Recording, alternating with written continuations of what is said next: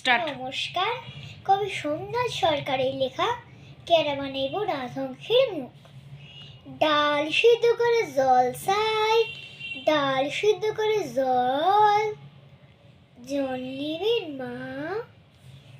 হরেক মাল পাইবে, হরেক রকম মাল।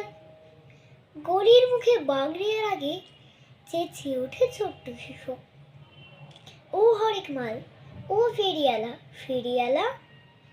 মাথা থেকে ঝাঁকাটা নামাতে নামাতে জিজ্ঞেস করে, কি নিবা খোকা? জলের মগ, মশলার কৌটা, কাপড় কাচার ব্যারাস, বান্দরের মুখোশ, কি দিমু? তোমার কাছে রাজহংসের মুখ আছে? খুব আস্তে আস্তে বলে ছোট্ট শিশু। কি কইলা? হাঁসের মুখ? শুয়া কও।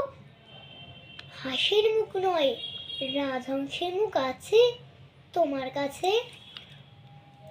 এটা কি কইলা? মানুষের পোলা হইয়া রাক্ষসের মুখ কিনবা চাও, বান্দরের মুখ কিনবা চাও, আর তুমি কি না রাজহংসের মুখ কিনবা চাও? কেন?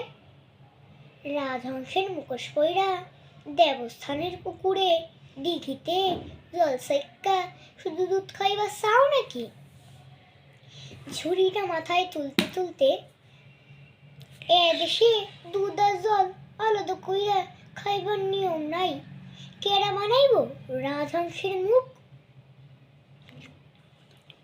ঝুড়িটা মাথায় নিয়ে আবার সুর ধরে, হরেক মাল পাইবে, হরেক রকম মাল। রাজহংসের মুখ ছাড়া সব সব পাইবে। নমস্কার।